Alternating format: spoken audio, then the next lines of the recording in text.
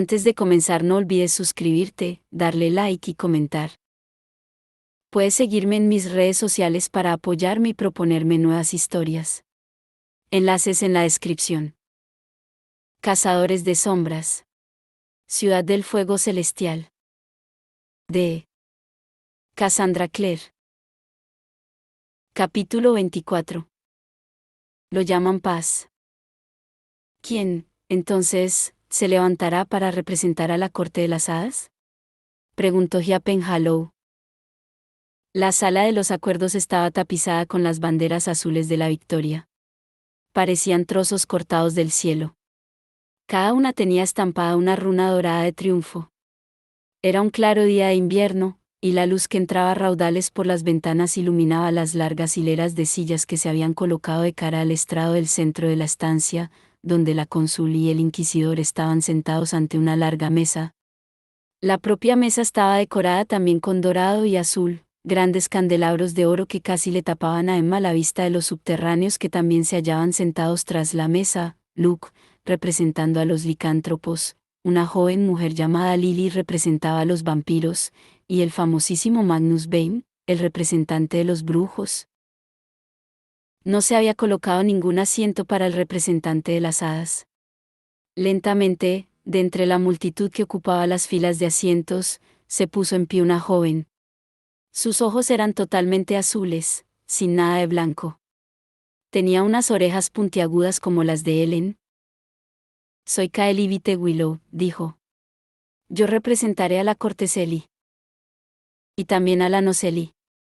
Preguntó Hia, con la pluma planeando sobre un rollo de papel. Kaeli negó con la cabeza. Tenía los labios apretados. Un murmullo se extendió por la sala. A pesar del brillo de las banderas, el ambiente era tenso, no alegre. En la fila de asientos delante de los Blackthorn se hallaban sentados los Lightwood, Maris, con la espalda tiesa como un palo, y junto a ella, Isabel y Alec, las melenas oscuras muy cerca una de otra mientras susurraban. Jocelyn Fairchild se hallaba sentada junto a Maris, pero no había ni rastro de Clary Frey o de Jace Lightwood. La corte Noceli declina tener un representante, declaró Hia, y lo anotó en el acta. Miró a Kaeli por encima de la montura de sus gafas. ¿Qué nos traes desde la corte Celi? ¿Aceptan nuestros términos? Emma oyó a Ellen, al final de su fila, inspirar con fuerza. A Drew, a Tauby y a los mellizos se los consideraba demasiado pequeños para asistir a esa reunión. Técnicamente nadie menor de 18 años tenía permitida la entrada, pero se había tenido una consideración especial hacia los que, como Julian y ella, se habían visto directamente afectados por lo que ya se empezaba a llamar la Guerra Oscura. Kaeli fue hasta el pasillo entre las filas de asientos y comenzó a caminar hacia él. Estrado. Robert Lightwood se puso en pie. Debes pedir permiso para acercarte a la cónsul, dijo con su voz grave. Permiso denegado, repuso Hia con voz tensa. Permanece donde estás, Kaeli Vitewillow. Puedo oírte perfectamente. Emma sintió una repentina compasión por la chica, todo el mundo la miraba con ojos como cuchillos. Todos menos Aline y Ellen, que estaban sentadas muy juntas y se cogían de la mano con tanta fuerza que tenían los nudillos blancos. La corte de las hadas pide clemencia, dijo Kaeli, y juntó las delgadas manos ante sí. Los términos que habéis establecido son demasiado duros. Las hadas siempre han tenido sus propios soberanos, sus propias reinas y reyes. Siempre hemos tenido guerreros. Somos un pueblo muy antiguo. Lo que nos pides nos aplastará completamente. Un murmullo recorrió la sala. No era un sonido amistoso. Hia cogió el papel que tenía en la mesa frente a ella. ¿Lo revisamos?, preguntó. Pedimos que la Corte de las Hadas acepte toda responsabilidad por la pérdida de vidas y por los daños causados a los cazadores de sombras y a los subterráneos durante la Guerra Oscura. Los seres mágicos serán responsables de los costes de reconstrucción de las salvaguardas destruidas, del restablecimiento del Praetor Lupus en Long Island y la reconstrucción de lo que ha sido destruido en Alacante. Pagarán con sus propias riquezas. En cuanto a los cazadores de sombras que nos han arrebatado. Si te refieres a Mark Blackthorne, fue la cacería salvaje, la interrumpió Kaeli. No tenemos jurisdicción sobre ellos. Tendréis que negociar vosotros directamente, aunque no lo impediremos. Él no fue todo lo que se nos quitó, respondió Gia. Hay todo aquello por lo que no puede haber compensación, la pérdida de vida soportada por los cazadores de sombras y los licántropos en batalla, los que nos fueron arrancados por la copa infernal. Eso fue Sebastián Morgenstern, no la corte, protestó Kaeli. Él era un cazador de sombras. Y por esa razón no os castigamos con una guerra que inevitablemente perderíais, replicó Gia con frialdad. En vez de eso, insistimos en que disperséis vuestros ejércitos, que no haya más guerreros hada. No podéis seguir teniendo armas. Cualquiera al que se encuentre con un arma sin una dispensa de la clave será ejecutado al instante. Los términos son demasiado severos, protestó Kaeli. Los seres mágicos no pueden aceptarlos. Si no tenemos armas, no podemos defendernos. Entonces, lo someteremos a votación, repuso Gia, y dejó el papel sobre la mesa. Aquellos a favor de suavizar los términos a los seres mágicos, que hablen ahora. Se hizo un largo silencio.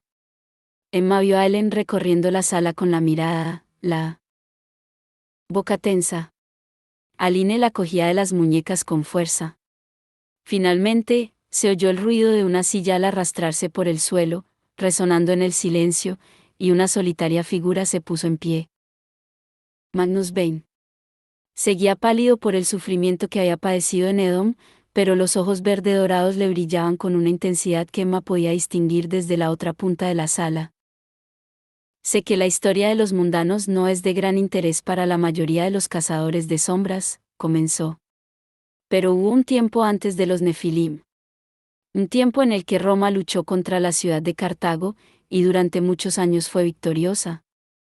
Después de una de las guerras, Roma exigió a Cartago que le pagara tributo, que Cartago disolviera su ejército y que se sembrara sal en la tierra de Cartago.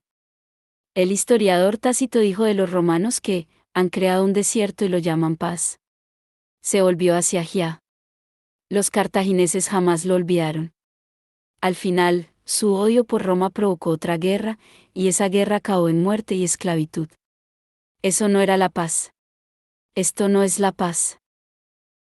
En ese momento se oyeron abucheos entre los reunidos. Quizá no queramos la paz, brujo, gritó alguien. Entonces, ¿cuál es tu solución? Gritó otro. Indulgencia, contestó Magnus. Los seres mágicos hace mucho que odian a los Nefilim por su dureza. Mostrarles algo que no sea dureza, y a cambio recibiréis algo que no será odio. Esta vez, el ruido fue aún más fuerte. Gia alzó una mano, y la multitud se fue acallando. ¿Alguien más habla por los seres mágicos? Preguntó. Magnus se sentó de nuevo y miró de reojo a sus compañeros subterráneos, pero Lily sonreía petulante y Luke estaba mirando fijamente la mesa. Todo el mundo sabía que su hermana había sido la primera oscurecida por Sebastián Morgenstern, que muchos lobos del Praetor habían sido sus amigos, incluido Jordan Kahl. Sin embargo, había duda en su rostro. Luke, dijo Magnus en voz baja pero que, de algún modo, resonó en toda la sala. Por favor. La duda se desvaneció. Luke negó con la cabeza tristemente. No me pidas lo que no puedo dar, dijo. Todo el Praetor fue masacrado, Magnus.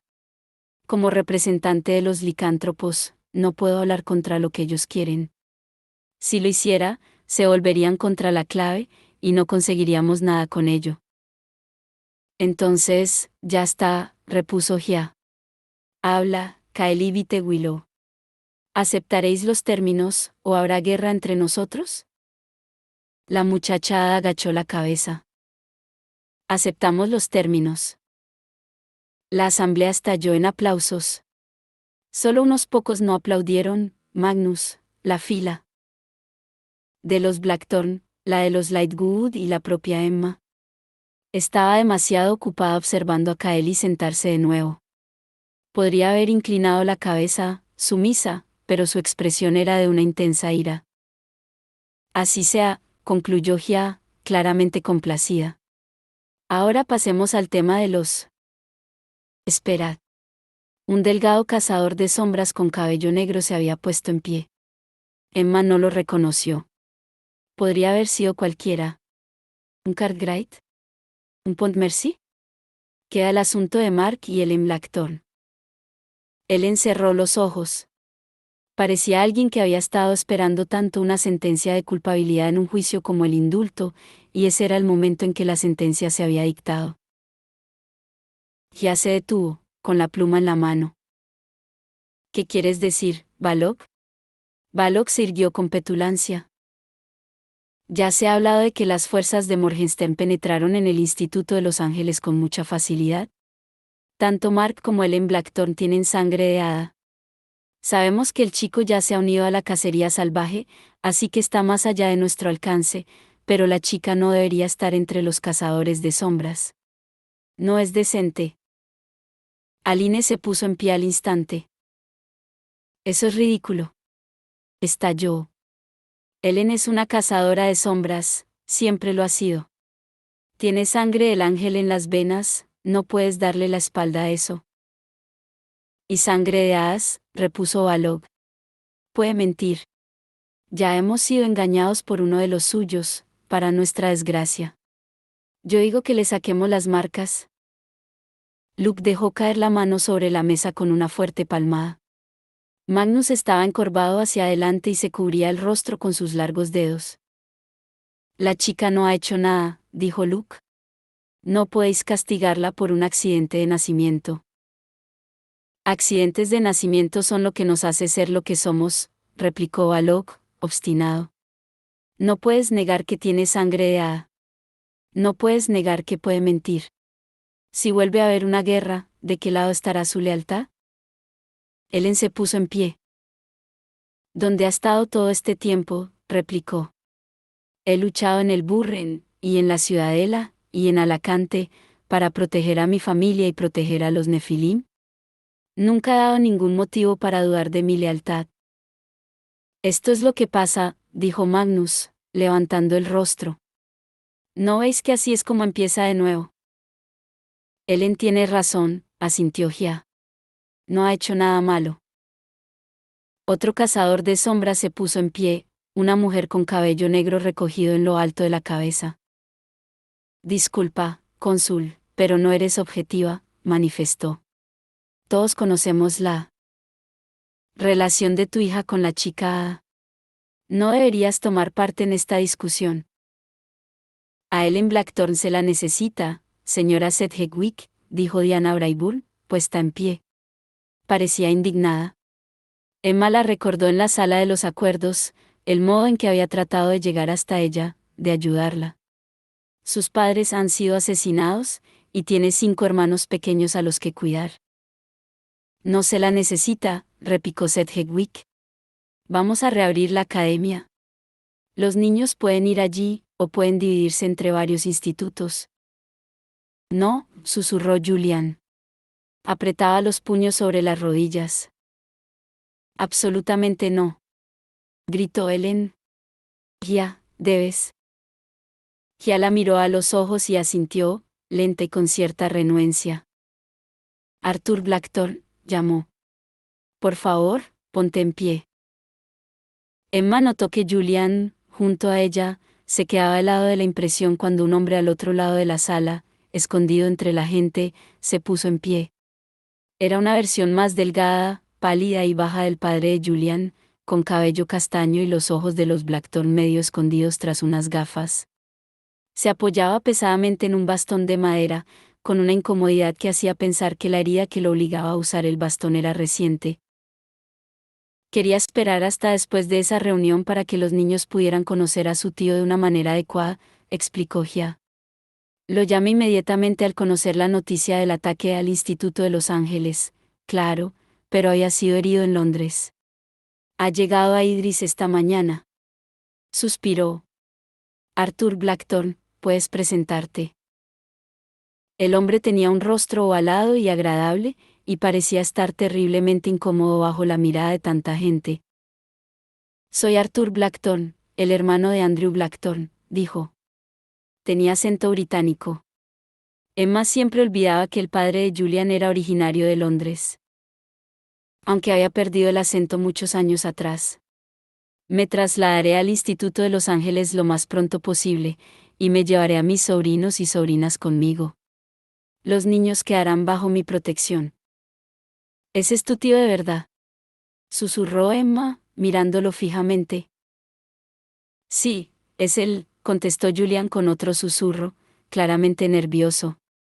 Es que, esperaba, quiero decir que estaba comenzando a pensar que no vendría. Yo preferiría que nos cuidara Ellen. Bueno, estoy seguro de que todos estamos inmensamente aliviados de que vayas a ocuparte de los niños Blackthorne, dijo Luke. Ellen es una de ellos. Estás diciendo, al asumir la responsabilidad del cuidado de los más jóvenes, que estás de acuerdo con que se le borren las marcas? Arthur Blackthorne lo miró horrorizado. En absoluto, contestó. Mi hermano quizá no fuera muy inteligente con sus aventuras, pero todos los informes muestran que los hijos de los cazadores de sombras son cazadores de sombras. Como dicen, ut incepit fidelis sic permanet. Julian se deslizó en su asiento. Más latín, masculló. Igual que papá. ¿Qué quiere decir?, preguntó Emma. Comienza leal y acaba leal, o algo así. Julian pasó la mirada por la sala. Todos murmuraban y se miraban unos a otros. Ya estaba conferenciando en voz baja con Robert y los representantes de los subterráneos. Ellen seguía en pie, pero parecía como si Aline fuera todo lo que la sostenía. El grupo del estrado se separó, y Robert Lightwood avanzó. Su rostro era tormentoso. Para que no haya discusión sobre la posibilidad de que la amistad personal de Gia con Ellen Blackthorne pueda influir en su decisión, la cónsul se ha recusado a sí misma. El resto hemos decidido que, como Ellen ya tiene 18 años, la edad en la que muchos jóvenes cazadores de sombras son destinados a otros institutos para aprender, a ella la destinaremos a la isla de Brangel, para que estudie las salvaguardas. ¿Durante cuánto tiempo?, preguntó Balog inmediatamente. Por tiempo indefinido, contestó Robert, y Ellen se hundió en su asiento, con Aline a su lado. Su rostro era una máscara de dolor y asombro. La isla de Brangel era el centro de todas las salvaguardas que protegían el mundo, un puesto de prestigio en muchos sentidos, pero también era una minúscula isla en el helado ártico, más al norte de Rusia, a miles de kilómetros de Los Ángeles. ¿Es esto suficiente para vosotros?, preguntó Gia con voz helada. ¿Señor Balog? ¿Señora Sedgwick? ¿Debemos someterlo a votación? Todos aquellos a favor de asignar a Ellen Blackthorne a un puesto en la isla de Brangel hasta que se decida su lealtad, decid, sí. Un coro de sí y un otro menor de no corrió por la sala. Emma no dijo nada, ni tampoco Jules, ambos eran demasiado jóvenes para votar. Emma le cogió la mano a Julian y se la apretó con fuerza. Tenía los dedos helados. Mostraba el aspecto de alguien que había recibido tantos golpes que ya no quería levantarse. Ellen sollozaba suavemente en brazos de Aline. Queda la cuestión de Mark Blackthorne, dijo Balog. ¿Qué cuestión?, preguntó Robert Lightwood, claramente exasperado. ¿Al chico lo ha cogido la cacería salvaje? Aun suponiendo que fuéramos capaces de negociar su liberación, cosa en absoluto fácil, ¿no sería este un problema del que deberíamos ocuparnos entonces? Exactamente, contestó Balog. Mientras no negociemos su liberación, el problema se resuelve solo. De todas formas, es muy posible que el chico esté mejor con los de su especie. El rostro redondo de Arthur Blackthorne palideció. No, dijo. Mi hermano no habría querido eso. Habría querido que el chico estuviera en casa con su familia. Hizo un gesto hacia Emma, Julian y el resto. Ya. Les han arrebatado mucho. ¿Cómo podemos arrebatarles más? Estamos protegiéndolos, soltó Sedgwick. de un hermano y una hermana que acabarán traicionándolos cuando pase el tiempo y se den cuenta de que su auténtica lealtad es hacia la corte. Todos los que estén a favor de abandonar permanentemente la búsqueda de Mark Blackthorne que digan, sí. Emma cogió a Julian cuando éste se encogió en su silla, y se aproximó torpemente a su lado. Julian tenía todos los músculos rígidos y duros como el hierro, como si estuviera preparándose para una caída o un golpe. Ellen se inclinó hacia él, susurrándole, con el rostro anegado de lágrimas. Cuando Aline pasó la mano por detrás de Ellen para acariciar a Jules en la cabeza, Emma vio el anillo Blackthorne destellándole en el dedo. Mientras el coro de «Sie» recorría la sala como una terrible sinfonía, el brillo hizo pensar a Emma en el resplandor de una señal de socorro en medio del mar, donde nadie podía verla, donde a nadie le importaba. Si eso era la paz y la victoria, pensó Emma, quizá, a fin de cuentas, la guerra fuera mucho mejor. Jay se dejó caer del lomo del caballo y alzó la mano para ayudar a bajar a Clary. Ya hemos llegado, dijo, y se volvió de cara al lago. Se hallaban en una estrecha playa de rocas en el borde oriental del lago Lynn. No era la misma playa en la que Valentine había invocado al ángel Raziel, ni la misma en la que Jace había perdido la vida y la había vuelto a recuperar, pero Clary no había estado en un lago desde aquella vez, y verlo le provocó un intenso estremecimiento. Era un lugar hermoso, de eso no había duda. El lago se perdía en la distancia, teñido con el color del cielo invernal, dibujado en plata, la superficie pulida y ondeada de modo que parecía un trozo de papel de metal ondulándose bajo el viento. Las blancas nubes estaban altas, y las colinas de alrededor parecían desnudas. Clary avanzó hasta el borde del agua. Había pensado que su madre iba a ir con ella, pero en el último momento Jocelyn le dijo que no, aduciendo que hacía mucho tiempo que se había despedido de su hijo y que era el momento de que lo hiciera Clary. La clave había quemado el cuerpo a petición de Clary. La incineración de un cadáver era un honor, y a los que morían en desgracia se los enterraba en un cruce de caminos, enteros y sin quemar, como había sido el caso de la madre de Jace. La incineración había sido más que un favor, pensaba Clary, había sido una manera infalible de que la clave no dudara de que estaba muerto. Pero las cenizas de Jonathan jamás descansarían en la morada de los hermanos silenciosos. Nunca formarían parte de la ciudad de hueso, nunca sería un alma entre las almas de los Nefilim. No descansaría entre aquellos a los que había hecho asesinar, y eso, pensaba Clary, era justo. Los oscurecidos habían sido incinerados y sus cenizas enterradas en un cruce de caminos cerca de Broselind. Allí se elevaría un monumento, una necrópolis para recordar a aquellos que en un tiempo fueron cazadores de sombras, pero no habría ningún monumento para recordar a Jonathan Morgenstern, a quien nadie quería recordar. Incluso Clary deseaba poder olvidar, pero nada era tan fácil. El agua del lago era clara, con un ligero resplandor irisado, como una mancha de aceite.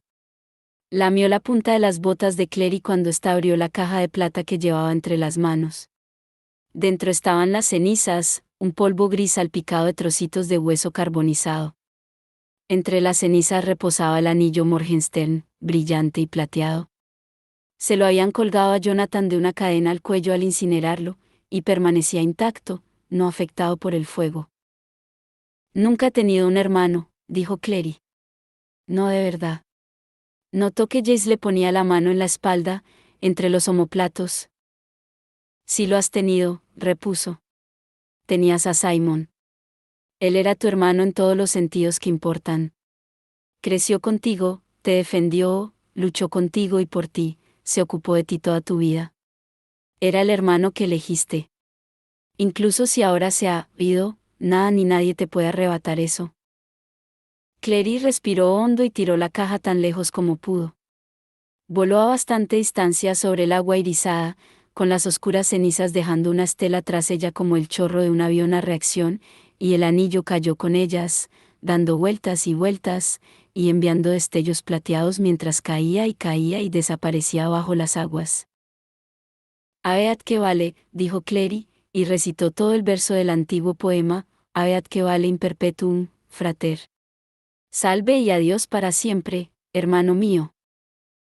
El viento del lago era frío.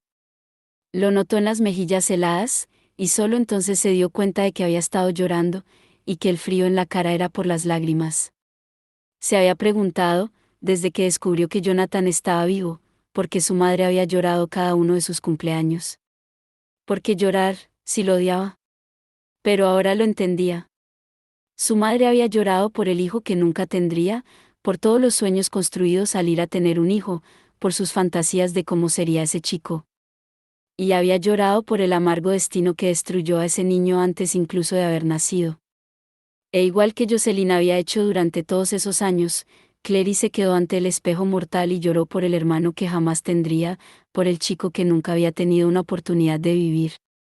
Y lloró también por los otros perdidos en la guerra oscura, y lloró por su madre y por la pérdida que había sufrido, y lloró por Emma y los Blackthorn, recordando cómo contuvieron las lágrimas cuando les explicó que había visto a Mark en los túneles de las hadas, y cómo ahora pertenecía a la cacería, y lloró por Simon y por el agujero que le había dejado su ausencia en el corazón y porque iba a echarlo de menos todos los días hasta su muerte, y lloró por sí misma y por el destino que le había tocado, porque, a veces, incluso un cambio para mejor era como una pequeña muerte.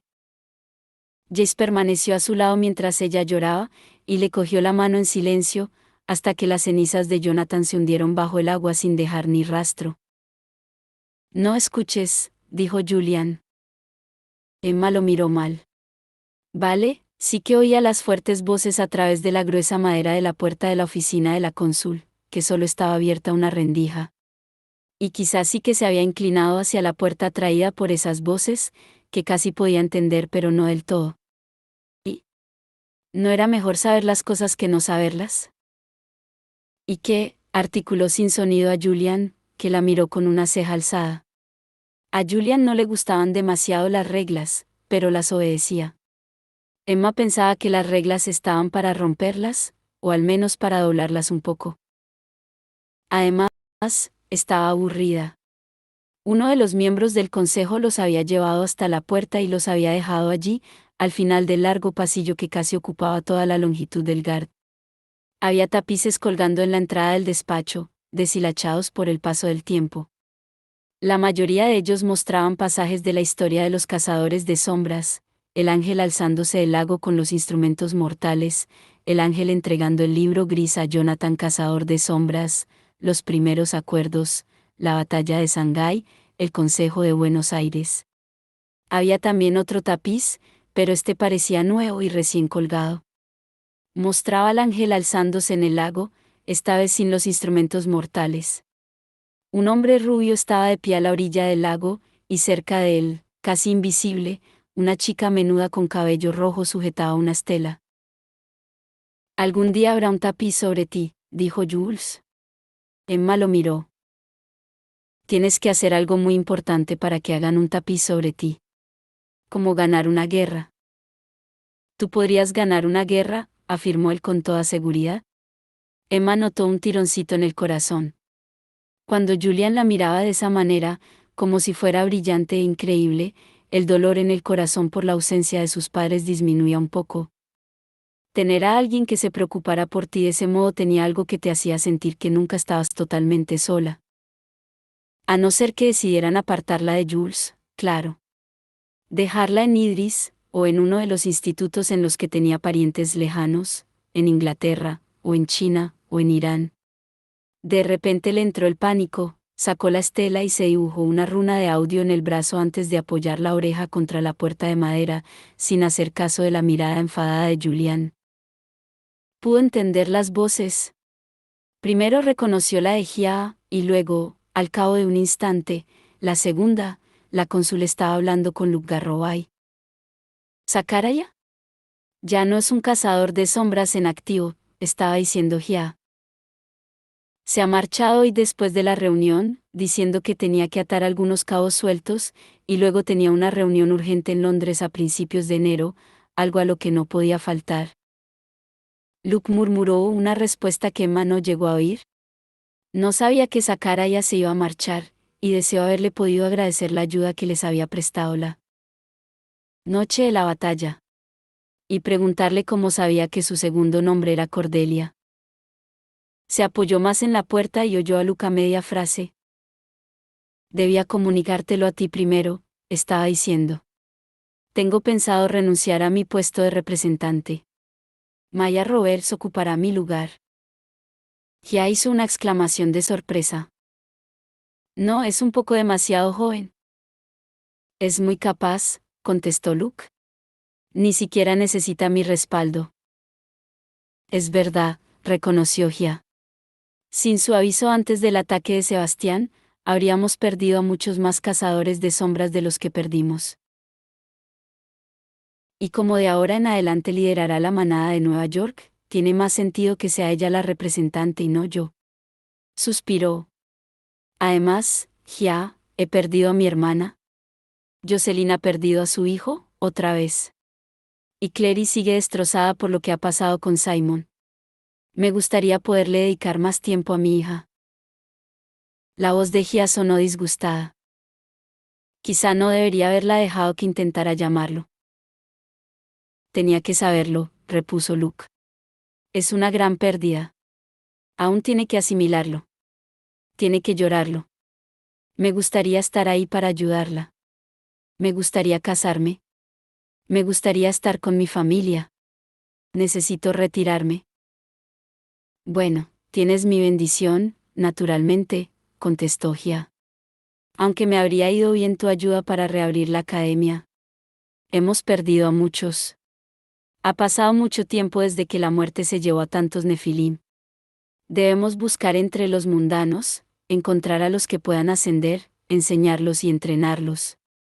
Habrá mucho que hacer. Y muchos que te ayuden a hacerlo. El tono de Luke era inflexible.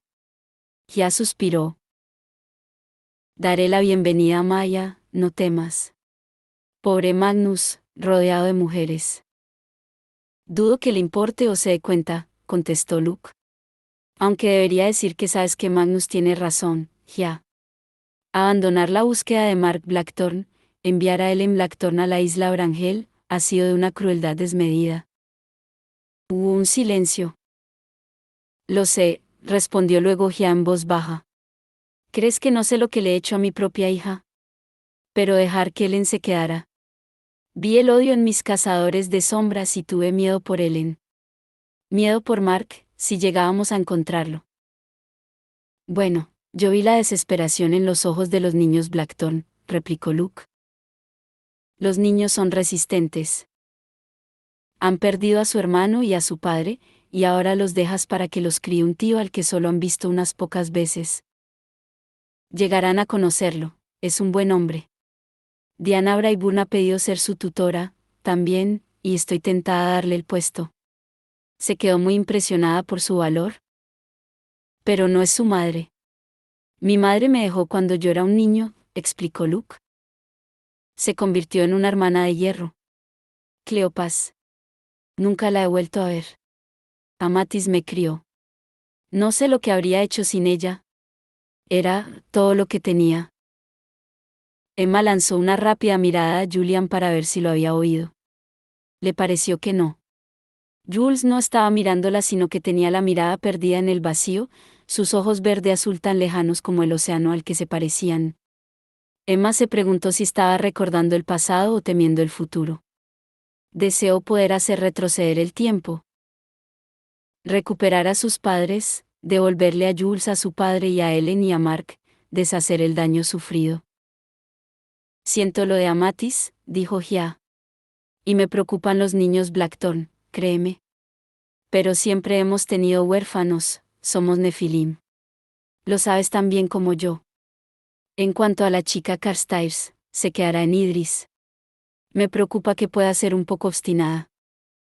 Emma abrió la puerta de un empujón. Esta cedió con más facilidad de lo que se esperaba y ella casi cayó al suelo. Oyó a Jules lanzar un gritito de sorpresa y luego seguirla y agarrarla por el cinturón de los pantalones para equilibrarla. No. Gritó Emma.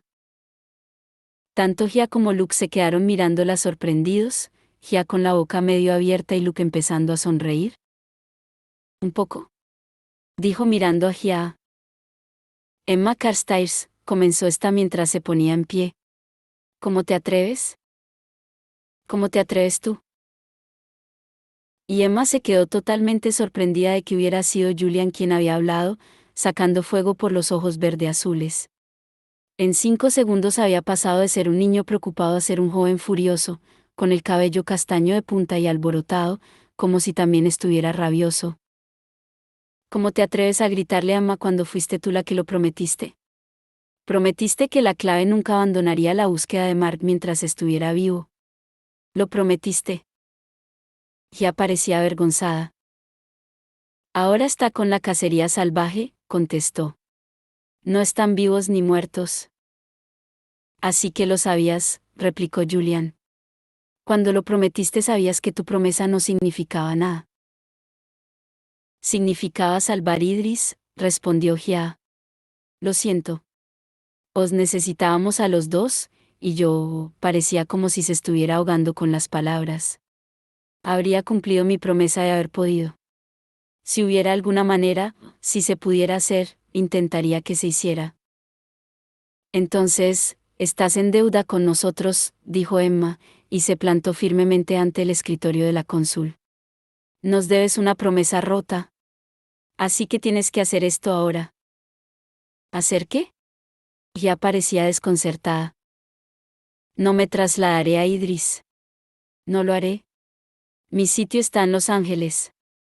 Emma notó que Jules se quedaba helado a su espalda. Claro que no te van a trasladar a Idris, dijo. ¿De qué estás hablando? Emma señaló a Gia con un dedo acusador. Ella lo ha dicho. Rotundamente no, espetó Julian. Emma vive en Los Ángeles, es su hogar. Se puede quedar en el instituto. Eso es lo que hacen los cazadores de sombras. Se supone que el instituto es un refugio. Tu tío será el director del instituto, repuso Gia. Es él quien decide. ¿Y qué es lo que ha dicho? Quiso saber Julian, y detrás de esas pocas palabras había grandes sentimientos.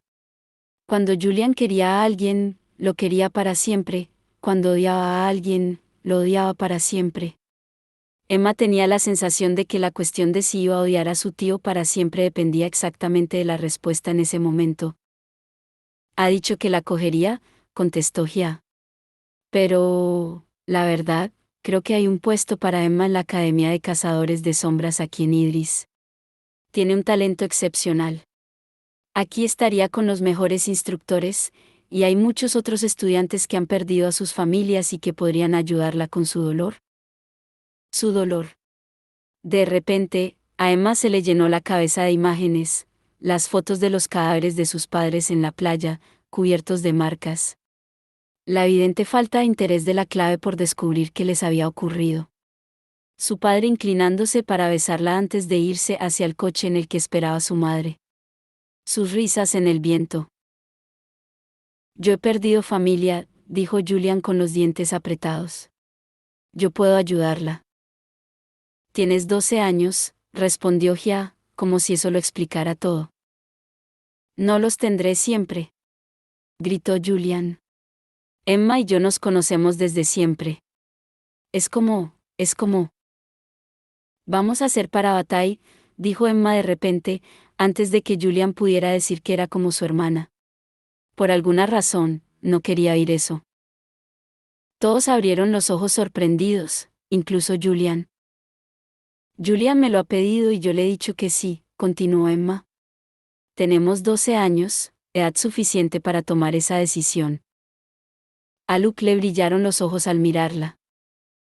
No puedes separar a unos para Bataille, recordó. Va contra la ley de la clave. Tenemos que poder entrenar juntos, dijo Emma. Hacer los exámenes juntos, realizar el ritual juntos. Sí, ya lo entiendo, repuso Gia. Muy bien. A tu tío no le importa, Julian, que Emma viva en el instituto, y la institución de Parabatay está por encima de cualquier otra consideración. Miró a Emma y a Julian, al que le brillaban los ojos. Parecía feliz, realmente feliz, por primera vez en tanto tiempo que Emma casi ni podía recordar la última ocasión en que lo había visto sonreír así. ¿Estáis seguros?, añadió la cónsul. Convertirse en Parabatai es un asunto muy serio, nada que se pueda tomar a la ligera. Es un compromiso. Tendréis que cuidar el uno del otro, protegeros mutuamente, preocuparos por el otro más que por vosotros mismos.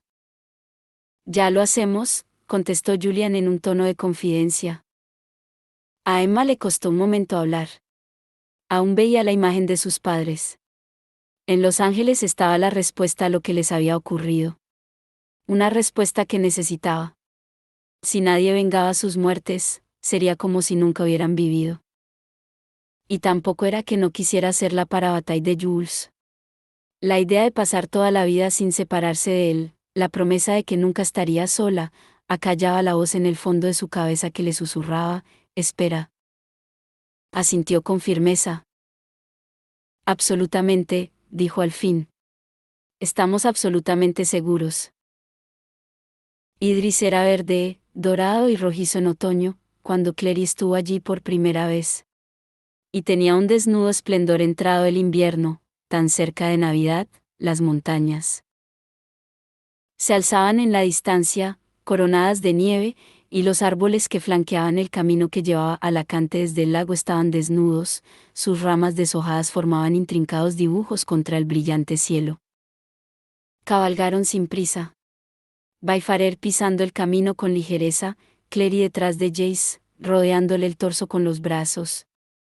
De vez en cuando, Jace detenía el caballo para señalarle las mansiones de las familias más ricas de cazadores de sombras, escondidas de la vista cuando las copas de los árboles estaban cargadas de hojas, pero visibles en ese momento. Clary notó que a Jace se le tensaban los hombros cuando pasaron una cuyas piedras cubiertas de hiedra casi se fundían con el bosque que la rodeaba. Era evidente que había sido reconstruida después de arder hasta los cimientos. La mansión Blackthorn, dijo él. Lo que significa que después de esa curva del camino se cayó mientras Baifarer ascendía una pequeña colina, y luego Jace detuvo al caballo para que pudieran contemplar el lugar donde el camino se dividía en dos. Una dirección llevaba a Alacante, Clary podía ver las torres en la distancia, la otra bajaba hacia un gran edificio de pálida piedra dorada rodeado de un muro bajo. La mansión Gerondel, concluyó Jace. El viento arreció, helado, y le revolvió el cabello a Jace.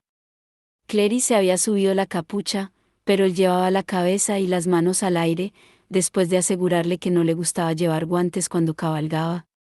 ¿Le gustaba notar las riendas en las manos? ¿Quieres ir a echar un vistazo?, preguntó ella. El aliento le salió como una nubecilla blanca. No estoy seguro. Ella se apretó contra él, temblando. ¿Te preocupa haberte perdido la reunión del consejo? A ella sí, aunque iban a regresar a Nueva York al día siguiente y no había encontrado otro momento para esparcir las cenizas de su hermano en secreto.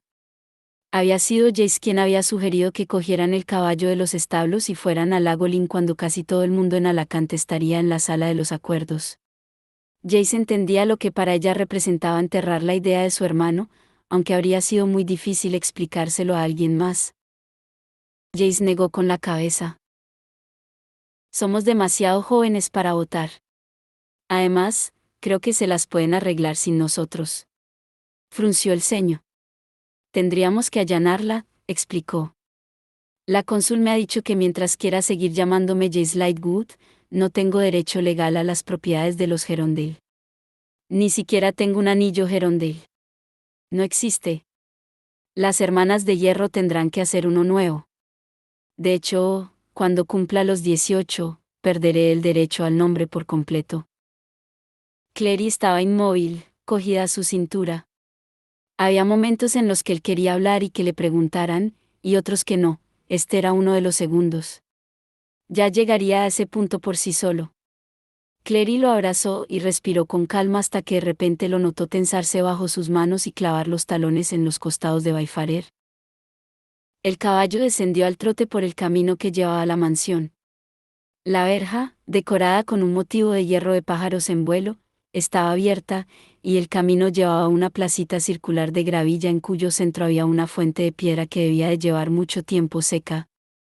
Jess dirigió al caballo hasta los amplios escalones que subían a la puerta principal y miró a las oscuras ventanas. Aquí fue donde nací yo, dijo.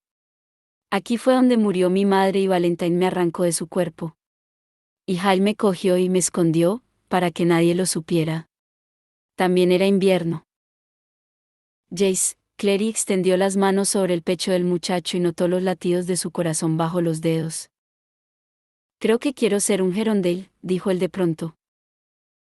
Entonces, sé un Gerondale. No quiero traicionar a los Lightwood, repuso Jace. Son mi familia. Pero me he dado cuenta de que si no adopto el apellido Gerondale, desaparecerá conmigo. No eres responsable de... Lo sé, la interrumpió. En la caja, la que me dio a Matis, había una carta de mi padre dirigida a mí. La escribió antes de que yo naciera. La he leído unas cuantas veces. Las primeras veces solo lo odié, aunque él decía que me quería. Pero había unas cuantas frases que no podía sacarme de la cabeza. Decía, quiero que seas mejor hombre de lo que yo lo he sido. No permitas que nadie te diga quién eres o quién debes ser. Echó la cabeza hacia atrás, como si pudiera leer su futuro en las espirales de los aleros de la mansión. Cambiarte el nombre no cambia tu naturaleza. Mira a Jonathan. Llamarse Sebastián no le sirvió para nada al final. Yo quería rechazar el nombre de Gerondale porque creía odiar a mi padre, pero no lo odio. Puede que fuera débil y que tomara las decisiones equivocadas, pero lo sabía. No hay razón para que yo lo odie. Y antes de él ha habido generaciones de Gerondale, es una familia que ha hecho muchas cosas buenas, y dejar que toda la casa desaparezca solo para vengarme de mi padre sería una tontería. Es la primera vez que te oigo mencionar a tu padre de esa manera, dijo Clary. Normalmente solo te refieres al como Valentine. Notó que él suspiraba, y luego le cubrió las manos con las suyas. Tenía los dedos fríos, largos y finos, tan familiares, que ya los habría reconocido en la oscuridad. Quizá algún día vivamos aquí, dijo él. Juntos. Ella sonrió, sabiendo que él no podía verla, pero incapaz de evitarlo. ¿Crees que me puedes conquistar con una casa elegante? Le bromeó. No te des esos aires, Jace. Jace Gerondale, añadió, y lo rodeó con los brazos en el frío. Alec estaba sentado en el borde del tejado, con los pies colgando. Supuso que si cualquiera de sus padres volvía a la casa y miraba hacia arriba, lo vería y le gritaría que bajara, pero dudaba que Maris o Robert regresaran pronto. Los habían convocado al despacho de la cónsul después de la reunión y seguramente aún estaban allí. El nuevo tratado con los seres mágicos se acabaría de redactar a lo largo de la semana próxima, en la que ellos permanecerían en Idris mientras que el resto de los Lightwood regresaría a Nueva York y celebrarían el Año Nuevo sin ellos. Técnicamente, Alec dirigiría el instituto durante esa semana. Le sorprendió descubrir que le hacía ilusión. Las responsabilidades eran un buen modo de no pensar en otras cosas. Cosas como en el aspecto de Jocelyn al morir su hijo, o el modo en que Clary había tratado de apagar sus silenciosos sollozos contra el suelo cuando se dio cuenta de que habían regresado de Edom, pero sin Simon. La expresión en el rostro de Magnus, cargada de desesperación, al decir el nombre de su padre. Perder a seres queridos era parte de ser cazador de sombras, era algo que cabía esperar, pero eso no había ayudado a Alec a sentirse mejor cuando vio el rostro de Helen en la sala del consejo al ser exilada a la isla de Brangel. No podrías haber hecho nada. No te castigues. La voz a su espalda era conocida. Alec cerró los ojos, tratando de calmarse antes de responder. ¿Cómo has subido hasta aquí? Preguntó. Oyó el roce de la ropa mientras Magnus se sentaba junto a él en el borde del tejado. Alec se atrevió a lanzarle una mirada de soslayo. Solo había visto a Magnus 2 veces, brevemente, desde que regresaron de Edom, una cuando los hermanos silenciosos les habían levantado la cuarentena, y otra ese mismo día, en la sala del consejo. Ninguna de esas veces habían podido hablar. Alec lo miró con un anhelo que supuso que no disimulaba muy bien. Magnus ya había recuperado su saludable color habitual después del aspecto exhausto que mostraba en Edom. Los hematomas también habían desaparecido, y volví a tener los ojos brillantes, que le destellaban bajo el cielo del ocaso. Alec recordó haber abrazado a Magnus en el reino demoníaco, después de encontrarlo encadenado, y se preguntó por qué las cosas eran siempre mucho más fáciles cuando creías que estabas a punto de morir. Debería haber dicho algo, dijo Alec. Voté en contra de enviarla allí. Lo sé, repuso Magnus. Tú y unos 10 más. Fue aplastantemente a favor. Negó con la cabeza. La gente se asusta, y lo pagan con cualquiera que creen que es diferente. Es el mismo círculo que he visto miles de veces. Hace que me sienta tan inútil. Eres cualquier cosa menos inútil. Magnus echó la cabeza hacia atrás, y recorrió el cielo con los ojos mientras las estrellas comenzaban a aparecer, una a una. ¿Me salvaste la vida? ¿En Edom? Preguntó Alec. Ayudé un poco, pero la verdad, tú te salvaste solo. No solo en Edom, replicó Magnus. Tengo casi 400 años, Alexander. Los brujos, cuando se hacen viejos, comienzan a calcificarse. Dejan de ser capaces de sentir, de querer, de excitarse o sorprenderse. Siempre me había dicho que eso nunca me pasaría a mí. Que intentaría ser mejor que Peter Pan, no hacerme nunca viejo, mantener siempre la capacidad de maravillarme. Pero durante los últimos 20 años he sentido que me estaba comenzando a pasar. No ha habido nadie antes de ti durante mucho tiempo. Nadie a quien amara. Nadie que me sorprendiera o que me dejara sin aliento. Hasta que entraste en aquella fiesta, estaba comenzando a pensar que nunca volvería a sentir nada con intensidad. Alec contuvo el aliento y se miró las manos. ¿Qué estás diciendo? Le temblaba la voz. ¿Qué quieres? ¿Que volvamos juntos?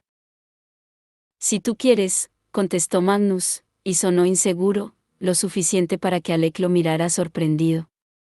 Magnus parecía muy joven, sus ojos grandes de color verde dorado, el cabello decorándole las sienes con toques de negro. Si tú. Alec se quedó sentado, inmóvil. Durante semanas había estado soñando despierto que Magnus le decía esas palabras, y ahora se las había dicho, y no se sentía como pensó que se iba a sentir. No estallaban fuegos artificiales en su pecho. Se sentía vacío y frío. No lo sé, contestó. La luz murió en los ojos de Magnus. Bueno, entiendo que tú. No fui muy amable contigo. No, replicó Alex secamente. No lo fuiste, pero supongo que es muy difícil romper con alguien de otro modo. La cuestión es que lamento lo que hice. Me equivoqué. Me equivoqué terriblemente. Pero la razón por la que lo hice no va a cambiar. No puedo seguir con mi vida sintiendo que no te conozco en absoluto. Tú siempre dices que el pasado es pasado, pero el pasado te ha hecho quien eres. Quiero saber de tu vida. Y si no estás dispuesto a contármela, entonces no debería estar contigo. Porque me conozco, y nunca conseguiré que no me importe. Así que no deberíamos volver a pasar por eso otra vez. Magnus dobló las rodillas hasta el pecho. En el creciente ocaso, se lo veía desgarbado contra las sombras, todo piernas, brazos y delgados dedos relucientes de anillos.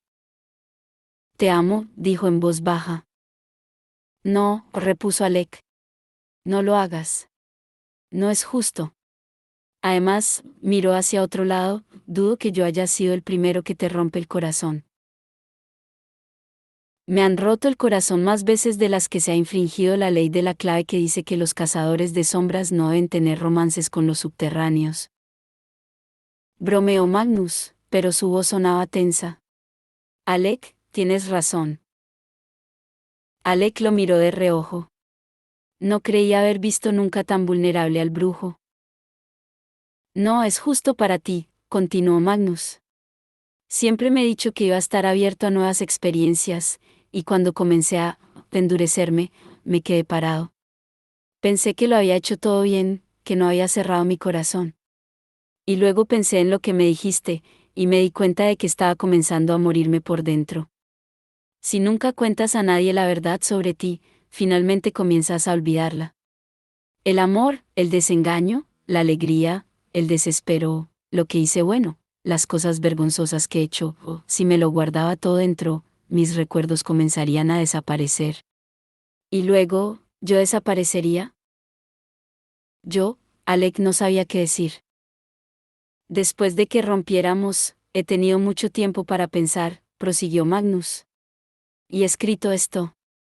Sacó una libreta del bolsillo interior de la chaqueta, una libreta corriente de espiral con rayas en el papel, y cuando el viento la abrió, Alec vio que las páginas estaban cubiertas de una escritura fina e inclinada.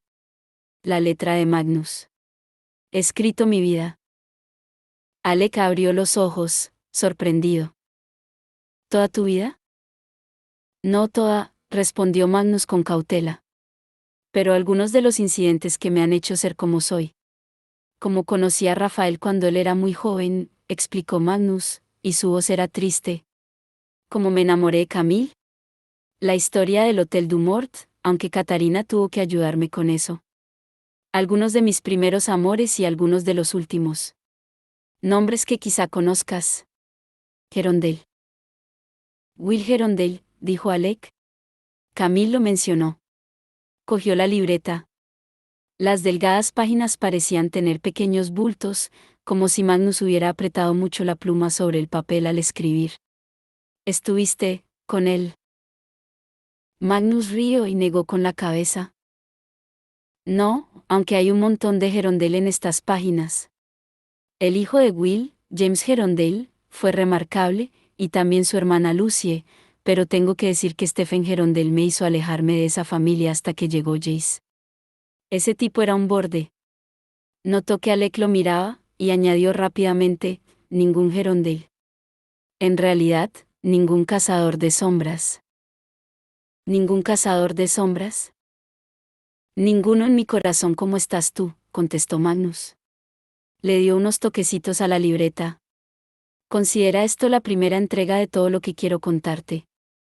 No estaba seguro, pero esperaba, si tú querías estar conmigo como yo quiero estar contigo, que tomaras esto como prueba. Prueba de que estoy dispuesto a darte algo que jamás he dado a nadie, mi pasado, la verdad sobre mí. Quiero compartir mi vida contigo, y eso significa hoy, el futuro, y todo mi pasado, si lo quieres. Si me quieres. Alec miró la libreta. Había algo escrito en la primera página, una inscripción que empezaba, querido Alec. Podía ver el camino antes y con toda claridad. Podía devolverle la libreta y alejarse de Magnus, encontrar a otro, algún cazador de sombras a quien amar, con quien estar, con quien compartir la camaradería de noches y días predecibles, la poesía diaria de la vida común.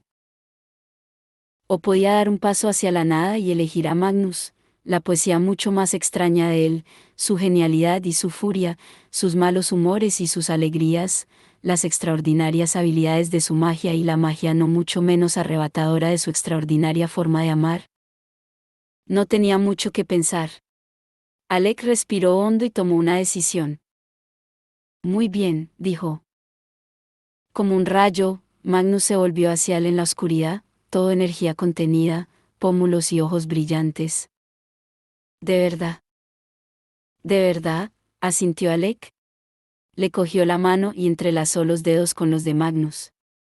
Un resplandor se iba despertando en el pecho de Alec, donde todo había sido oscuridad.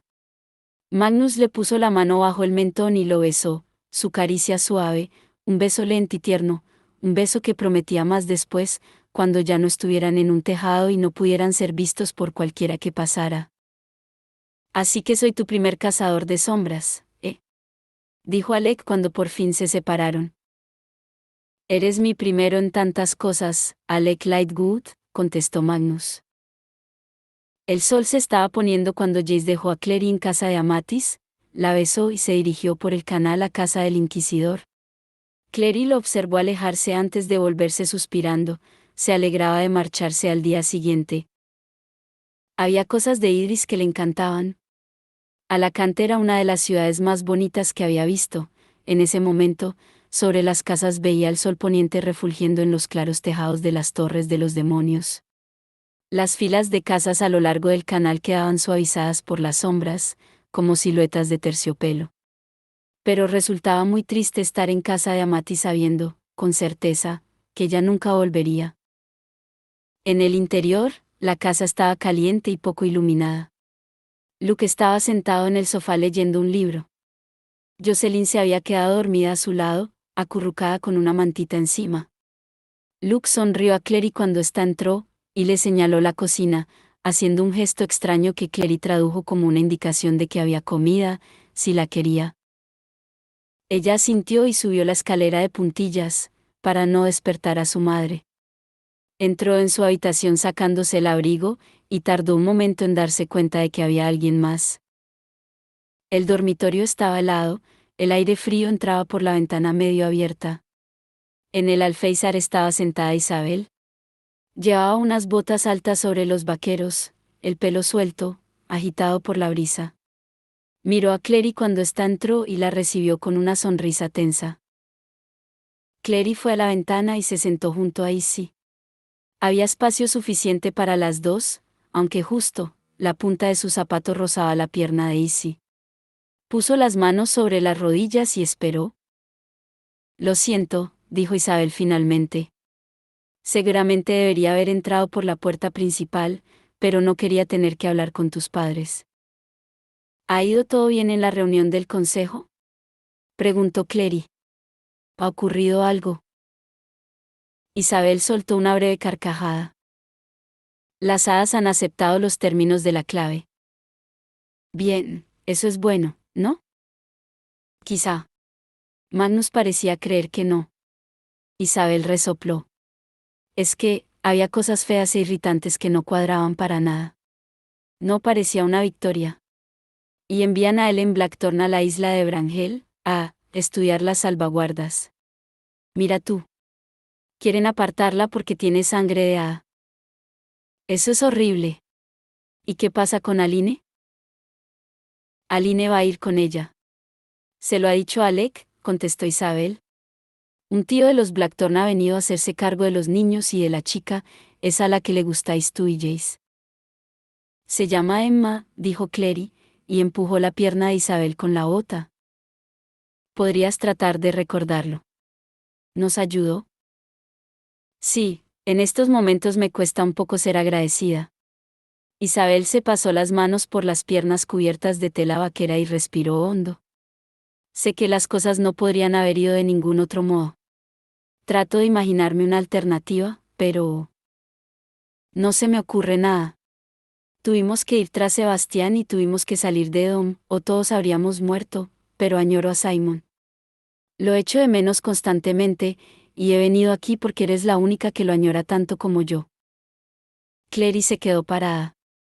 Isabel estaba jugueteando con la piedra roja que le colgaba del cuello mientras miraba por la ventana con la clase de mirada fija que Clary ya conocía. Era la clase de mirada que decía, estoy intentando no llorar. Lo sé, repuso Clary. Yo también lo echo de menos constantemente, solo que de otra manera.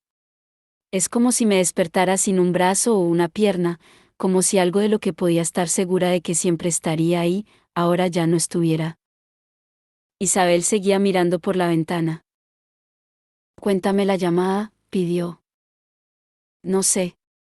Clary vaciló. Fue mal, Is. No creo que de verdad quieras. Cuéntame, insistió Isabel con los dientes apretados, y Clary suspiró y asintió. No era que no lo recordara, porque cada segundo de lo que había pasado se le había quedado grabado a fuego en la memoria. Había sido 3 días después de regresar, 3 días en los que todos habían estado en cuarentena.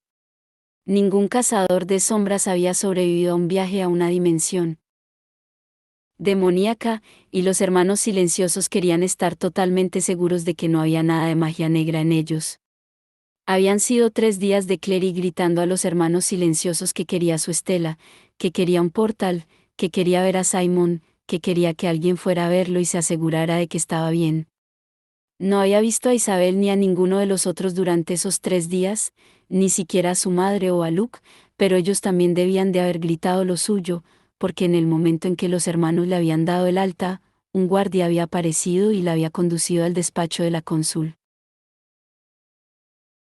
Dentro, en el Gard, en lo alto de la colina, estaba el único teléfono que funcionaba en Alacante. El brujo Ragnarfell lo había encantado para que funcionara en algún momento del cambio de siglo, un poco antes del desarrollo de los mensajes de fuego. Había sobrevivido a varios intentos de retirada basados en la teoría de que podría interferir con las salvaguardas, aunque nunca había habido ningún indicio de que eso ocurriera. La única persona en el despacho era Hyapen Hallow, y le hizo un gesto a Clary para que se sentara. Magnus Bane me ha informado de lo que ha pasado con tu amigo Simon Lewis en los reinos demoníacos, dijo. Quiero decirte que lamento tu pérdida. No está muerto, masculló Clary, apretando los dientes. Al menos se supone que no. ¿Se ha molestado alguien en comprobarlo? ¿Ha verificado alguien si Simon está bien? Sí, contestó Hya, bastante inesperadamente. Está bien. Vive en su casa con su madre y su hermana. Parece estar perfectamente. Ya no es un vampiro, claro, sino un simple mundano que lleva una vida muy corriente. Por las observaciones realizadas, parece que no tiene ningún recuerdo del mundo de las sombras. Clary se encogió, y luego irguió los hombros. Quiero hablar con él. Y apretó los labios. Ya conoces la ley. No puedes hablarle a un mundano del mundo de las sombras a no ser que corra peligro. No puedes revelar la verdad, Clary. Magnus me contó que el demonio que os liberó dijo lo mismo. El demonio que os liberó. Así que Magnus no mencionó que había sido su padre, aunque Clary no podía culparlo por ello. Ella tampoco revelaría su secreto. No le diré nada a Simon, ¿vale? Solo quiero oír su voz. Necesito saber que está bien. Ya suspiró y le pasó el teléfono. Clary lo cogió mientras se preguntaba qué había que marcar para llamar fuera de Idris. ¿Y cómo pagarían las facturas del teléfono? Luego decidió que a la porra, que iba a marcar como si estuviera en Brooklyn. Si eso no funcionaba, ya pediría ayuda. Se sorprendió al oír sonar el teléfono. Lo cogieron casi inmediatamente, y la voz de la madre de Simon contestó. Hola. Hola. El auricular casi se le cayó a Clary de las manos. Tenía la palma húmeda de sudor. ¿Está Simon? ¿Qué? Oh, sí, está en su habitación, contestó Elaine. ¿Quién le digo que llama? Clary cerró los ojos. Clary. Hubo un corto silencio. ¿Perdona? ¿Quién? Dijo luego Elaine. Clary Frey. Notó el amargo sabor del metal en la garganta. Voy al Saint Xavier. Es por los deberes de literatura. Oh. Bueno, muy bien, repuso Elaine. Voy a buscarlo. Dejó el teléfono, y Clary esperó a que la mujer que había echado a Simon de casa y lo había llamado monstruo, que lo había dejado de rodillas vomitando sangre en la alcantarilla, fuera a ver si él quería coger una llamada, como un adolescente normal. No fue culpa de ella. Fue la marca de Caín, que actuó sobre ella sin que lo supiera, que convirtió a Simon en un vagabundo, apartándolo de su familia, se dijo Clary, pero eso no contuvo el fuego de la rabia y la ansiedad que le corría por las venas. Oyó los pasos de Elaine al alejarse, el murmullo de voces, más pasos. Hola. Era la voz de Simon, y Clary casi dejó caer el teléfono. El corazón se le iba a romper en pedazos. Podía imaginárselo con tanta claridad, delgado y con el cabello castaño, apoyado contra la mesa en el estrecho pasillo justo al otro lado de la puerta de entrada de los Lewis. Simon, dijo ella. Simon, soy yo. Clary. Cada palabra era como un pinchazo en la piel. Vamos a literatura juntos, explicó ella, y en cierto modo era verdad, habían ido juntos a la mayoría de las clases cuando Clary aún acudía a un colegio mundano. Con el señor Price. Oh, vale. No sonaba antipático, sino bastante alegre, aunque confuso. Lo siento mucho. Tengo un bloqueo mental para los nombres y los rostros. ¿Qué pasa? Mi madre ha dicho que era algo sobre los deberes, pero creo que esta noche no tenemos deberes. ¿Puedo preguntarte algo?, pidió Clary. ¿Sobre historia de dos ciudades? Parecía divertido. Mira, la verdad es que aún no lo he leído. Me gustan las cosas más modernas. Catch, 22, El guardián entre el centeno, cualquier cosa que sea un poco más rompedora, supongo. Clary pensó que estaba flirteando un poco. Debía de haber pensado que ella lo llamaba de repente porque le gustaba. Alguna chica del instituto de la que ni siquiera sabía el nombre. ¿Quién es tu mejor amigo?, preguntó ella. Tu mejor amigo del mundo entero. Hubo un momento de silencio, y luego Simon se echó a reír. Debí haberme imaginado que esto era por Eric, contestó él. Bueno, si querías su número de teléfono se lo podrías haber pedido a él. Clary colgó el teléfono y se quedó sentada mirándolo como si fuera una serpiente venenosa. Oyó la voz de Gia que le preguntaba si estaba bien, que le preguntaba qué había sucedido, pero Clary no contestó, solo apretó la mandíbula, totalmente decidida a no llorar delante de la cónsul. ¿No crees que quizás solo estuviera fingiendo?, le preguntó Isabel en ese momento. Fingiendo que no sabía quién eres, ya sabes, porque podría ser peligroso. Clary vaciló. La voz de Simon había sonado tan despreocupada, tan banal, tan completamente corriente. Nadie podía fingir eso. Estoy completamente segura, contestó. No se acuerda de nosotros. No puede. Y sí volvió a mirar por la ventana, y Clary vio claramente las lágrimas en sus ojos. Quiero decirte algo, comenzó Isabel. Y no quiero que me odies. No podría odiarte, le aseguró Clary.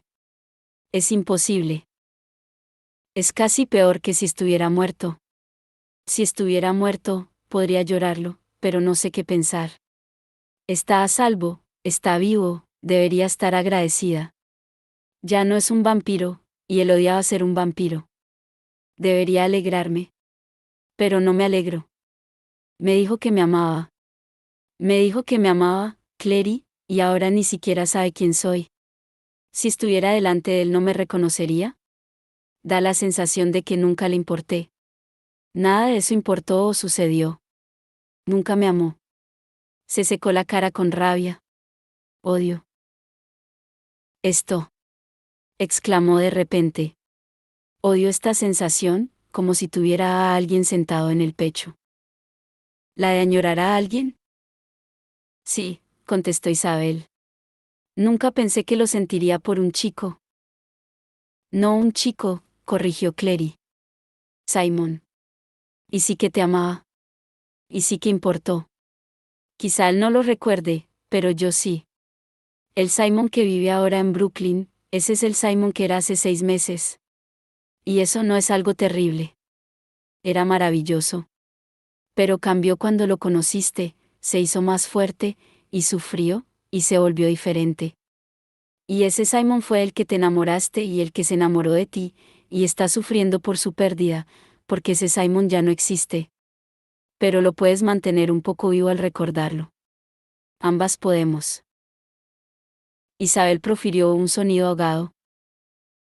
Odio perder a gente, exclamó, y había un tono salvaje en su voz, la desesperación de alguien que ha perdido demasiado, demasiado joven. Lo odio. Clary le cogió la mano a Izzy, su delgada mano derecha, la que tenía la runa de visión sobre los nudillos. Lo sé, dijo Clary. Pero recuerda también la gente que has ganado. Yo te he ganado a ti. Y eso lo agradezco. Le apretó la mano, con fuerza y por un momento no tuvo respuesta. Luego Isabel apretó los dedos contra los suyos. Permanecieron en silencio, sentadas en el alféizar, con las manos cogidas entre la escasa distancia que las separaba.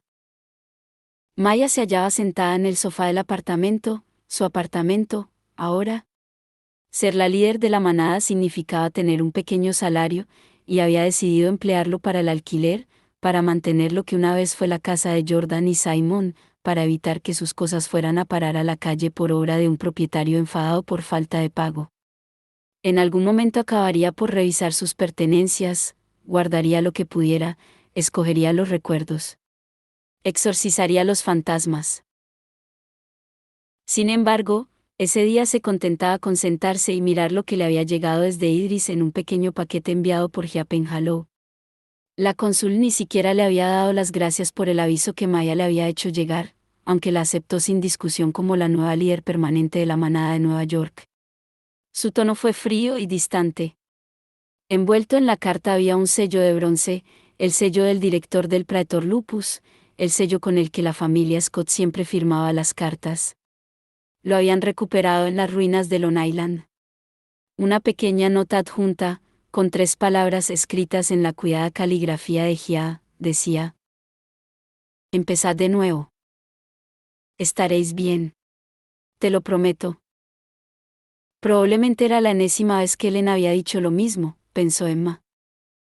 Seguramente habría sido más efectivo si no sonara como que estaba tratando de convencerse a sí misma. Ellen casi había acabado de preparar el equipaje con las cosas que había llevado a Idris. Tío Arthur le había dicho a Emma que también lo llamara así, prometió enviarle el resto. Él estaba esperando abajo con Aline para escoltar a Ellen al Algar, donde atravesaría un portal a la isla de Brangel. Aline la seguiría la semana siguiente, después de los últimos tratados y votaciones en Alacante. A Emma le sonaba aburrido, complicado y horrible. Lo único que sabía era que lamentaba haber pensado que Ellen y Aline eran unas pavas. Ellen no le parecía nada pava ahora, solo triste, con los ojos enrojecidos y las manos temblorosas mientras cerraba la cremallera de su bolsa y deshacía la cama. Era una cama enorme, en la que podrían caber 6 personas. Julian estaba sentado apoyado contra el cabezal a un lado, y Emma estaba en el otro. Podrían haber puesto al resto de la familia entre ellos, pensó Emma, pero Drew, los mellizos y Tabby estaban dormidos en sus cuartos. Drew y Libby habían llorado hasta dormirse. Tiberius había aceptado la noticia de la partida de Ellen con confundida sorpresa, como si no supiera qué estaba pasando o cómo se suponía que debía responder. Al final le había estrechado la mano y deseado buena suerte con toda solemnidad, como si fuera un colega que partía en un viaje de negocios. Ellen se había echado a llorar. «Oh, Tai», gimió ella, y el niño se escabulló rápidamente con expresión horrorizada. En ese momento, Ellen se arrodilló para quedar a la altura de Jules. «Recuerda lo que te he dicho, ¿de acuerdo?» «Vamos a estar bien», repitió Jules. Ellen le apretó la mano. «No me gusta nada dejaros», dijo ella. «Me encargaría de vosotros si pudiera». «Lo sabes, ¿verdad? Me encargaría del instituto. Os quiero mucho a todos». Julian se revolvió como solo un niño de 12 años podía hacerlo al oír la palabra. «Quiero». «Lo sé», consiguió decir. «La única razón por la que me voy es porque estoy segura de que estáis en buenas manos», explicó ella, mirándolo fijamente a los ojos. «¿Te refieres al tío Arthur?» «Me refiero a ti», contestó, y Jules la miró sorprendido. «Sé que es mucho pedir», añadió, «pero también sé que puedo confiar en ti. Sé que puedes ayudar a Drew con sus pesadillas, y cuidar de Livia y Tabby, y quizá hasta el tío Arthur pueda hacerlo también. Es un hombre bueno. Despistado, pero parece querer intentarlo», se le fue apagando la voz. «Pero Thais», suspiró. «Tai es especial. Traduce el mundo de una forma diferente del resto. No todos pueden hablar su idioma, pero tú sí. Cuídalo por mí, ¿vale? Va a ser algo increíble. Solo que tenemos que evitar que la clave descubra lo especial que es». «No les gusta la gente diferente», concluyó, y su tono era amargo. Julian se había incorporado y parecía preocupado. «Tai me odia», dijo. «Se pelea conmigo todo el rato». «Tai te quiere», le aseguró Ellen. «Duerme con la abeja que tú le diste. Te observa todo el tiempo. Quiere ser como tú. Pero no resulta fácil», concluyó, sin saber cómo explicar lo que quería decir. que Tai tenía envidia del modo en que Julian se movía por el mundo, de la facilidad con que conseguía gustar a la gente, que lo que Julian hacía sin pensar era para Tai como un truco de magia. A veces no resulta fácil cuando quieres ser como alguien pero no sabes cómo hacerlo. Un marcado ceño de confusión apareció en la frente de Julian, pero miró a Ellen y asintió. Cuidaré de Tai, dijo. Lo prometo. Bien. Ellen se puso en pie y le dio un rápido beso a Julian en la coronilla. Porque es increíble y especial. Todos lo sois. Sonrió a Emma por encima de la cabeza de Julian. Y tú también, Emma, dijo, y la voz se le quebró al decir su nombre, como si fuera a llorar. Cerró los ojos, abrazó a Julian una vez más y salió corriendo de la habitación cogiendo la maleta y el abrigo al pasar. Emma la oyó correr escaleras abajo, y luego oyó la puerta principal cerrarse en medio de un murmullo de voces. Emma miró a Julian. Este estaba sentado muy rígido, con la respiración agitada como si hubiera estado corriendo. Enseguida, ella le cogió la mano y le escribió sobre la palma, ¿qué pasa? Ya has oído a Ellen, contestó él en voz baja. Confía en mí para cuidarlos. Drew, Tabby, Libby, Tai. Toda mi familia, básicamente. Voy a ser. Tengo 12 años, Emma, y voy a tener 4 hijos. Ansiosa, Emma comenzó a escribir, no has. No tienes por qué hacer esto, la interrumpió él. No es como si algún padre pudiera oírnos. Era raro en Julian decir algo tan sarcástico, y Emma tragó saliva con fuerza. Lo sé, contestó esta finalmente. Pero me gusta tener un lenguaje secreto contigo. Quiero decir, ¿con quién más podemos hablar de todo esto, si no hablamos entre nosotros? Julian se dejó caer contra el cabezal y se volvió para mirarla. La verdad es que no conozco al tío Arthur en absoluto. Solo lo he visto en vacaciones. Sé que Ellen dice que ya sí y que es un hombre estupendo y todo eso, pero son mis hermanos. Yo los conozco, él no. Apretó los puños. Yo cuidaré de ellos. Me aseguraré de que tengan todo lo que quieran y que nunca les vuelvan a quitar nada. Emma le cogió el brazo, y esta vez él cedió y entrecerró los ojos mientras ella le escribía en la muñeca con el dedo índice, yo te ayudaré. Él le sonrió, pero Emma podía notar la tensión en sus ojos. Sé que lo harás, dijo él, y le cubrió la mano con la suya. ¿Sabes lo último? ¿Qué me dijo Mark antes de que se lo llevaran? Le preguntó, y se recostó aún más en el cabezal. Parecía absolutamente exhausto. Me dijo, quédate con Emma. Así que nos quedaremos juntos. Porque eso es lo que hacen los Parabatai. Emma notó que se quedaba sin aire. Parabatai. Eso eran palabras mayores, para los cazadores de sombras, una de las mayores, incluía una de las emociones más intensas que se pudieran tener, y el compromiso más significativo que se podía establecer con otra persona que no tuviera que ver con el amor romántico o el matrimonio. Emma habría querido decírselo a Jules cuando regresaron a la casa, habría querido decirle que, de algún modo, cuando había soltado de pronto, en el despacho de la cónsul, que iban a ser Parabatai, había sido por algo más que querer ser su Parabatai. Díselo, le dijo una vocecita en la cabeza. Dile que lo has hecho porque necesitabas quedarte en Los Ángeles, dile que lo has hecho porque necesitas averiguar lo que les pasó a tus padres. Porque quieres vengarte. Julian, dijo en voz baja, pero él no se movió. Tenía los ojos cerrados, las largas pestañas le rozaban las mejillas. La luz de la luna que entraba por la ventana lo recortaba en blanco y plata. Los huesos del rostro se le comenzaban a afilar, a perder la suavidad de la infancia. De repente, Emma pudo imaginarse cuál sería su aspecto cuando fuera mayor, más ancho de espaldas y larguirucho, un Julian adulto. Iba a ser apuesto, pensó, tendría todas las chicas encima, y quizá alguna lo apartaría de ella para siempre, porque Emma sería su Parabatai, y eso significaba que nunca podría ser una de esas chicas. Nunca podría amarlo de ese modo. Jules murmuró y se removió, profundamente dormido. Tenía el brazo estirado, Los dedos casi tocaban el hombro de Emma. Llevaba la manga remangada hasta el codo. Emma estiró la mano y escribió con cuidado en el antebrazo, donde la piel era más pálida y tierna, todavía sin cicatrices.